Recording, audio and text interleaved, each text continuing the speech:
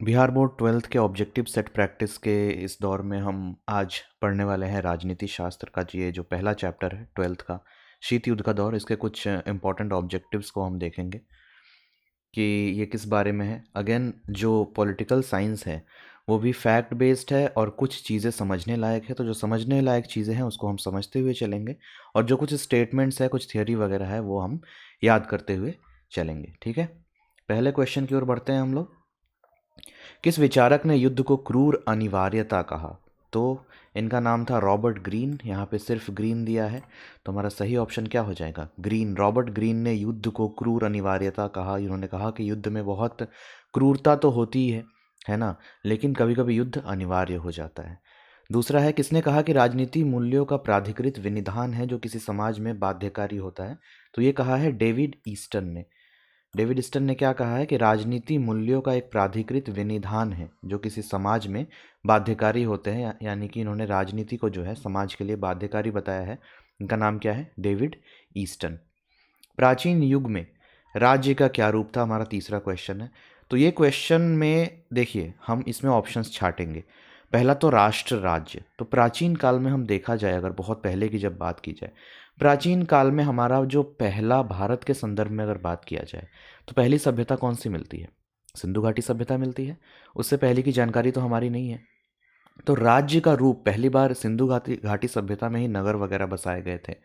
लोग सिस्टमैटिक ढंग से रहना शुरू किए थे। उससे पहले का कुछ हमें पता है नहीं है कि ऐसा कुछ होता भी था कि नहीं होता था।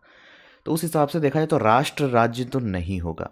राष्ट्र का जो एक संदर्भ है वो काफ़ी बाद में आके एक राष्ट्र के रूप में भारत देश या इस प्रकार की एक विचारधारा पनपी। उससे पहले भी अगर देखा जाए तो मौर्य साम्राज्य में आके कहीं ना कहीं एक तरह से पूरा एक संपूर्ण भारत की बात की जाती थी। उससे पहले भी महाजनपद काल वगैरह रहे हैं। तो राष्ट्र के रूप में तो नहीं होगा। पार राष्ट्र राज्य ये भी नहीं होगा, ये राष्ट्र से संबंधित है। दो ऑप्शन आपका हो सकता है, नगर राज्य और साम्राज्य, क्योंकि पुराने समय में साम्राज्य भी हुआ करते थे, नगर राज्य भी हुआ करते थे। लेकिन अगर सबसे प्राचीन की अगर बात की जाए तो सबसे पहले हमारी सिंधु घाटी सभ्यता है। और सिंधु घाटी सभ्यता कैसी सभ्यता है? नगरीय सभ्यता है, इसलिए हम इसको नगर राज्य का मान सकते हैं। हालांकि साम्राज्य भी हो सकता है, लेकिन अगर सबसे प्राचीन की बात करेंगे, अगर इन दोनों में से चुनना होगा ना, साम्राज्य और नगर राज्य में से, तो हम नगर राज्य चुनेंगे, क्योंकि सिंधु घाटी सभ्यता जो है वो ज़्यादा पुरानी है। और सिंधु घाटी सभ्यता कैसी सभ्यता है? नगर राज्य वाली सभ्यता है। किसे सत्ता का सिद्धांत शास्त्री माना जाता है? तो हॉब्स को माना जाता है सत्ता का सिद्धांत शास्त्री। सत्ता का सिद्धांत शास्त्री किसे माना जाता है? हॉब्स को माना जाता है। पॉलिटिक्स नामक पुस्तक के लेखक कौन है? तो ये है अरस्तु। इनको इंग्लिश में एरिस्टोटल कहा जाता है, हिंदी में इनको अरस्तु कहा जाता है। पॉलिटिक्स नामक पुस्तक के लेखक कौन है? अरस्तु है। किसने कहा था कि मुझे स्वतंत्रता दो या मुझे मार दो? ये स्टेटमेंट अलग अलग टाइम पे अलग अलग बहुत सारे लोगों ने कहा था, लेकिन इसमें जो ऑप्शंस है इसमें हो जाएगा कौन सा? इसमें थॉमस जेफरसन दिया है, लेकिन कहीं कहीं रूसो भी मिलता है। तो अभी के अनुसार हम थॉमस जेफरसन का नाम लगा दे रहे हैं, लेकिन किसी किसी ऑप्शन में हमको रूसो भी मिला हुआ है। तो ये क्वेश्चन आप लोग हमको बताओ कि ये क्वेश्चन में सही आंसर कौन सा है, रूसो होगा या थॉमस जेफरसन होगा? क्योंकि दोनों आंसर मुझे इंटरनेट पे मिले हैं। इसमें थॉमस जेफरसन दिया है, और कुछ जो प्रीवियस ईयर के प्रैक्टिस जिन लोगों ने कराया है, क्योंकि एक पूछा हुआ क्वेश्चन है 2021 का, तो उसमें जब मैंने ढूंढा तो थॉमस जेफरसन मिला है। आप लोग को अगर मिलता है तो आप लोग का ये टास्क है कि आप बताओ इसमें सही आंसर कौन सा होगा, थॉमस जेफरसन होगा या रूसो होगा? इन्हीं दोनों में से एक होगा। इसको हम अभी के लिए थॉमस जेफरसन पर टिक लगा देते हैं। अगला क्वेश्चन है, किसने कहा कि मनुष्य जन्म से स्वतंत्र है किंतु हर जगह बेड़ियों में जकड़ा हुआ है? ये बात कहा है रूसो ने। ये पक्का पक्का किसने कहा है? रूसो ने, कि मनुष्य जन्म से स्वतंत्र तो है, लेकिन एक सामाजिक व्यवस्था के अंदर वो हर जगह बेड़ियों में जकड़ा हुआ है। ये स्टेटमेंट है रूसो का। निम्नलिखित में से कौन मार्क्सवादी विचारधारा से संबंधित नहीं है? मार्क्सवादी वर्ड जब भी आप सुनेंगे तो आप समझ लीजिएगा समाजवादी या साम्यवादी विचारधारा की बात हो रही है। तो साम्यवादी विचारधारा में उत्पादन के सभी साधनों पर किसका अधिकार होता है? राज्य का अधिकार होता है। तो पूंजीवादी समाज तो नहीं होगा इसमें। तो हमारा पहला ही ऑप्शन जो है वो मिल जा रहा है, आंसर ए, पूंजीवादी समाज। पूंजीवादी समाज एक मार्क्सवादी विचारधारा में पूंजीवादी समाज का कोई काम नहीं होता। बाकी समाजवादी समाज, वर्ग विहीन एवं राज्य विहीन समाज, ये सब हो सकता है, लेकिन पूंजीवादी समाज एक मार्क्सवादी विचारधारा में नहीं हो सकता है। ठीक है, अगला question, a grammar of politics नामक पुस्तक के लेखक कौन है? तो ये है H J Laski. A grammar of politics नामक पुस्तक के लेखक कौन है? H J Laski. भौतिक समानता का अर्थ है, भौतिक समानता का अर्थ है वितरणात्मक समानता। आज के सारे लोगों के बीच चीज़ों का वितरण या संसाधनों का वितरण किस प्रकार से होता है, ये भौतिक समानता के अंतर्गत आता है। तो भौतिक समानता का अर्थ क्या है? वितरणात्मक समानता। 11 नंबर है, किस सिद्धांत के अनुसार वर्ग विहीन समाज में ही न्याय उपलब्ध हो सकता है? तो ये मार्क्सवादी सिद्धांत, इसी को हम कहते हैं साम्यवादी सिद्धांत भी कहते हैं। इसके प्रतिपादन करने वाले कौन थे? कार्ल मार्क्स थे। तो किस सिद्धांत के अनुसार वर्ग विहीन समाज में ही न्याय उपलब्ध हो सकता है? तो ये हो जाएगा मार्क्सवादी सिद्धांत के अनुसार। 12 नंबर है, किसने कहा कि कानून के बल के बिना अधिकार एक शब्द की तरह है जिससे मनुष्य कभी भी सुरक्षित नहीं हो सकता है, मनुष्य की कभी सुरक्षा नहीं हो सकती है? तो ये हो जाएगा थॉमस हॉब्स। थॉमस हॉब्स ने कहा है कि कानून के बल के बिना अधिकार, यानी कि अगर आपको कानून के साइड से सुरक्षा नहीं मिले तो आपको कोई अधिकार भी नहीं मिल पाएगा। कहीं ना कहीं ये बात बिल्कुल सही बात है। तो ये बात किसने कही थी? थॉमस हॉब्स ने। 13 नंबर है, अधिकारों की सामाजिक उपयोगिता का सिद्धांत किसने प्रतिपादित किया? तो ये प्रतिपादित किया था एच जे लास्की ने। अधिकारों की सामाजिक उपयोगिता का सिद्धांत किसने प्रतिपादित किया? तो ये प्रतिपादित किसने किया था? H J Laski. अगला है, अधिग्रहण युक्त व्यक्तिवाद की अवधारणा किसके चिंतन में निहित है? तो आंसर हो जाएगा हॉब्स और लॉक। अधिग्रहण युक्त व्यक्तिवाद की अवधारणा ये एक सिद्धांत है जो किसके चिंतन में निहित है? तो ये हो जाएगा हॉब्स और लॉक। नागरिक गणतंत्रवाद का सूत्र किसने प्रतिपादित किया था? तो ये होता है अरस्तु। नागरिक गणतंत्रवाद का सूत्र किसने प्रतिपादित किया? अरस्तु। सारे क्वेश्चंस पूछे गए क्वेश्चंस है, बहुत इंपॉर्टेंट क्वेश्चंस है, इसको आप लोग जरूर से याद कर लेंगे। नागरिक निष्क्रियवाद पदबंध किसने प्रतिपादित किया था? तो ये हो जाएगा जुर्गेन हेबर मास। नागरिक निष्क्रियवाद पदबंध किसने प्रतिपादित किया? तो जुर्गेन हेबर मास। ठीक है। किसने कहा कि धर्म लोगों के लिए अफीम की तरह है? तो ये कहा था कार्ल मार्क्स ने। और कहीं ना कहीं ये चीज़ काफ़ी ज़्यादा फेमस है और ये काफ़ी फेमस स्टेटमेंट है कार्ल मार्क्स का कि धर्म जो है लोगों के लिए अफीम की तरह है। जिस प्रकार अफीम का नशा सुंघाकर आप लोगों के साथ या लोगों को कुछ भी करने के लिए मजबूर कर सकते हो, उसी तरह कभी कभी धर्म के नाम पर लोगों को बेवकूफ़ बनाया जाता है। इसलिए कार्ल मार्क्स ने कहा था कि धर्म जो है अफीम की तरह है। हालांकि पूरी तरह यह बात हर कंडीशन में सही नहीं है, लेकिन कभी कभी ये चीज़ देखने को मिलती है। 18 नंबर है, किसने कहा कि शांति कायरो का सपना है? तो ये ऑप्शन इसमें हिटलर दिया जरूर है, लेकिन इंटरनेट पे हर जगह मुझे इसका आंसर मुसोलिनी मिला है। अगेन आप लोग को अगर पता चलता है कि आंसर कौन सा है तो प्लीज़ कमेंट करके ज़रूर बताइएगा, क्योंकि मुझे ये आंसर जो मुसोलिनी मिला है कि शांति कायरो का सपना, ये किसने कहा था? तो मुसोलिनी ने कहा था। ठीक है। शीत युद्ध का अंत कब हुआ? तो सोवियत संघ के विभाजन के साथ, विघटन के साथ जो है शीत युद्ध का अंत हो गया था 1991 में। ठीक है। क्यूबा संकट किस वर्ष उत्पन्न हुआ? तो क्यूबा संकट उत्पन्न हुआ था वर्ष 1962 में। वर्ष 1962 और किस लिए फेमस है? भारत चीन युद्ध हुआ था वर्ष 1962 में। तो क्यूबा संकट किस वर्ष उत्पन्न हुआ? वर्ष 1962। ब्रेजनेव किस देश के राष्ट्रपति थे? तो ये सोवियत संघ के राष्ट्रपति थे। कौन? ब्रेजनेव। ब्रेजनेव किस देश के राष्ट्रपति थे? सोवियत संघ के राष्ट्रपति थे। शीत युद्ध के संबंध में निम्न में से कौन सा कथन सही नहीं है? चलिए चारों कथन हम लोग पढ़ते हैं। सही नहीं है यानी कौन सा कथन गलत है ये बताना है। दो महाशक्तियों के बीच विचारों की होड़, बिल्कुल सही है ये तो। अमेरिका, सोवियत संघ और उसके मित्र देशों के बीच प्रतिस्पर्धा, ये भी सही है। शस्त्रीकरण की होड़ यानी शस्त्र बढ़ाने की होड़, ये भी सही है। संयुक्त राज्य अमेरिका और सोवियत संघ युद्ध में सम्मिलित, ये गलत है, क्योंकि आप सबको पता है कि शीत युद्ध में संयुक्त राज्य अमेरिका और सोवियत संघ एक डायरेक्ट युद्ध में नहीं घुसे थे। एक छद्म युद्ध चल रहा था, छुपा हुआ युद्ध चल रहा था। एक दूसरे का नुकसान तो कर रहे थे, लेकिन इनडायरेक्ट तरीके से जो नुकसान है वो किया जा रहा था। तो डायरेक्ट युद्ध में ये लोग नहीं गए थे, इसलिए ये गलत ऑप्शन है। संयुक्त राज्य अमेरिका और सोवियत संघ युद्ध में सम्मिलित, ऐसा नहीं हुआ था। तो गलत कथन कौन सा है? यही वाला है, डी। निम्नलिखित में से कौन सोवियत संघ के विखंडन का परिणाम नहीं है? तो इसमें ऑप्शन हो जाएगा मध्य पूर्व में संकट। CIS का जन्म, ये उसी का परिणाम है। अमेरिका एवं सोवियत संघ के बीच वैचारिक युद्ध की समाप्ति, ये भी उसी का परिणाम है। शीत युद्ध की समाप्ति, ये भी उसी का परिणाम है। लेकिन मध्य पूर्व में जो संकट हुआ था, जो खाड़ी युद्ध वगैरह हुआ था, उसका शीत युद्ध से कोई लेना देना नहीं था। और खाड़ी युद्ध काफ़ी बाद में शुरू हुआ था, 90s में आके शुरू हुआ था, 89-90 के बाद शुरू हुआ था। लेकिन उसका कोई लेना देना जो सोवियत संघ के युद्ध के साथ है उससे नहीं था। ठीक है। पूर्व बनाम पश्चिम का संबंध का आशय किससे है? तो ये शीत युद्ध से है। पूर्व जो टीम थी वो सोवियत संघ की टीम थी और पश्चिम की जो टीम थी वो आपकी संयुक्त राज्य अमेरिका की टीम थी। तो जब भी पूर्व बनाम पश्चिम की बात होगी तो इसका संबंध किससे है? शीत युद्ध से है। तनाव शैथिल्य का दौर कब शुरू हुआ? तो तनाव शैथिल्य का दौर शुरू हुआ था 1970 के बाद, क्योंकि 1955 से लेकर 1975 तक जो आपका संयुक्त राज्य अमेरिका है वो एक युद्ध लड़ रहा था वियतनाम के साथ, जिसमें उसका काफ़ी नुकसान हो गया था। तो उसके बाद 70 के दशक के बाद इन लोगों ने अपनी रणनीति थोड़ी सी चेंज की थी और इन्होंने सोवियत संघ और चीन जैसे देशों के साथ थोड़ा सा पहले से, एक होता है ना, ज़्यादा अग्रेसिव अप्रोच नहीं अपना के रखा था। ये लोग थोड़ा सा ठंडे पड़ गए, तो इसी को तनाव शैथिल्य का दौर कहा जाता है। 1970 के बाद हुआ था। हॉटलाइन समझौता कब हुआ था? तो हॉटलाइन समझौता हुआ था 1963 में। हॉटलाइन एक ऐसी टेलीफोन लाइन को कहते हैं जो दो देशों के प्रधानमंत्री या दो देशों के प्रमुखों के बीच में एक डायरेक्ट टेलीफोन लाइन या कॉन्टैक्ट लाइन या संचार का लाइन स्थापित किया जाता है। तो 1963 में जो आपके संयुक्त राज्य अमेरिका की राजधानी है वॉशिंगटन डीसी, वहाँ व्हाइट हाउस में रहते हैं अमेरिका के प्रेसिडेंट, तो उनके बीच और रूस के सोवियत संघ के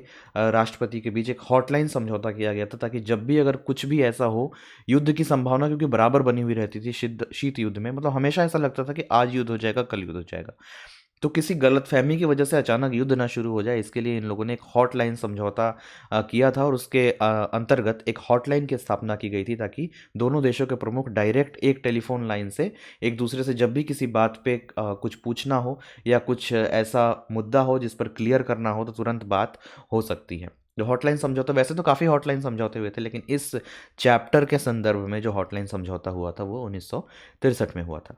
सोवियत संघ ने कौन सा सैनिक गुट बनाया? तो ये हो जाएगा वारसा संधि।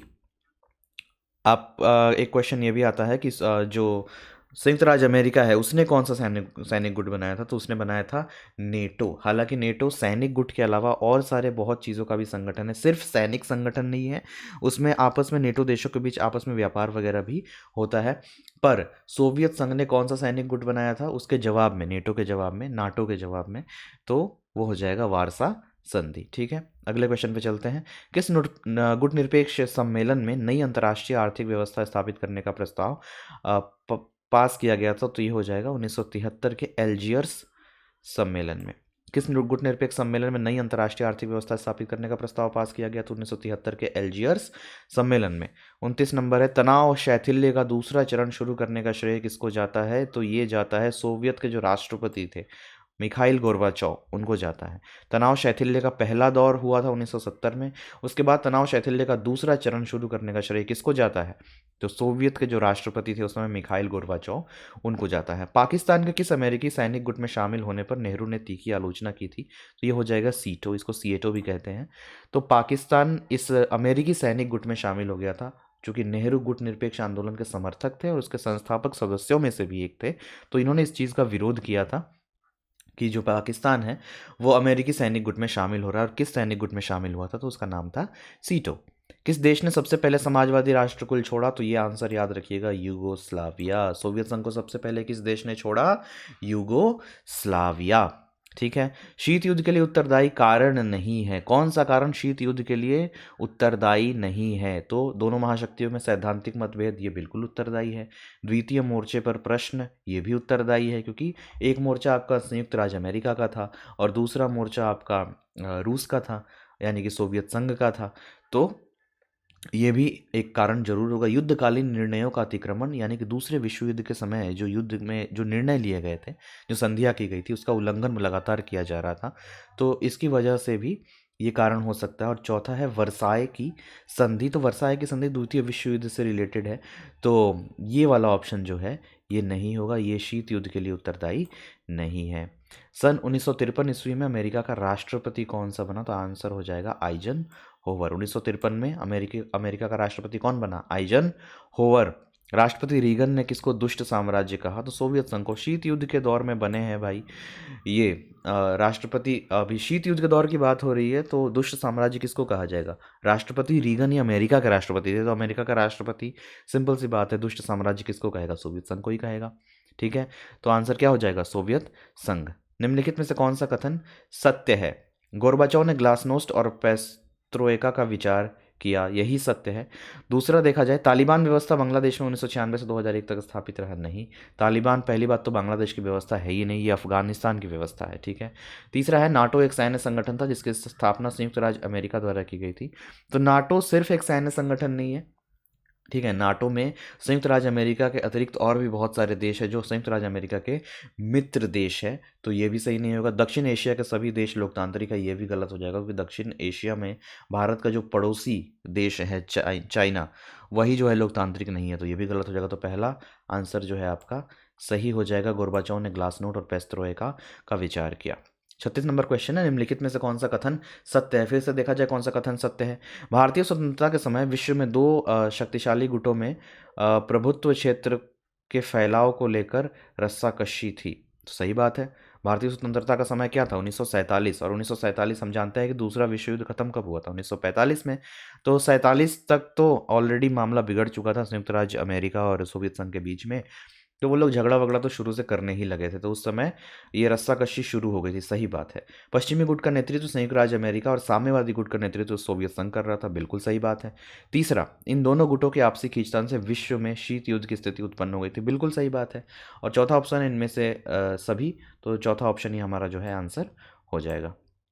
37 नंबर क्वेश्चन है, सोवियत व्यवस्था के निर्माताओं ने निम्नलिखित में से किसको महत्व नहीं दिया था? तो निजी संपत्ति की समाप्ति को इन्होंने महत्व नहीं दिया था। और सारा कौन सा ऑप्शन है देखा जाए, समानता के सिद्धांत पर समाज का निर्माण, इस पर तो महत्व दिया गया था। विरोधी दल अथवा प्रतिपक्ष का कोई स्थान नहीं, इस पर भी दिया गया था। कम्युनिस्ट देशों में विरोधी पार्टियां नहीं होती, एक ही पार्टी का कोई सदस्य आज प्रधानमंत्री बन जाएगा, परसों कोई और बन जाएगा, 5 साल बाद कोई और बन जाएगा, प्रधानमंत्री या राष्ट्रपति जो भी प्रमुख होता है, एक ही पार्टी के अलग अलग लोग बन जाते हैं, विरोधी पार्टी होती ही नहीं है।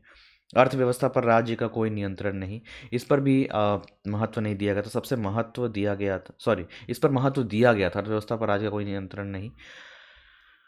और पहला है निजी संपत्ति की समाप्ति, इस पर महत्व नहीं दिया गया था।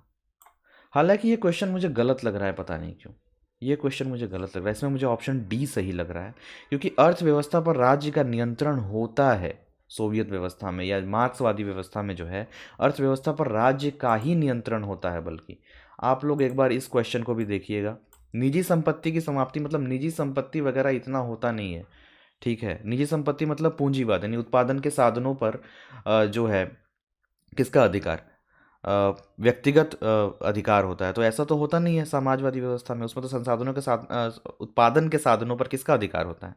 राज्य का अधिकार होता है। तो ये क्वेश्चन आप लोग एक बार देख लीजिएगा, हमको इसका आंसर डी सही लग रहा है कि अर्थव्यवस्था पर राज्य का कोई नियंत्रण नहीं, ये गलत है, ठीक है। ये क्वेश्चन को आप एक बार घेरा लगाइए, और ये क्वेश्चन आंसर ए जरूर दिया है।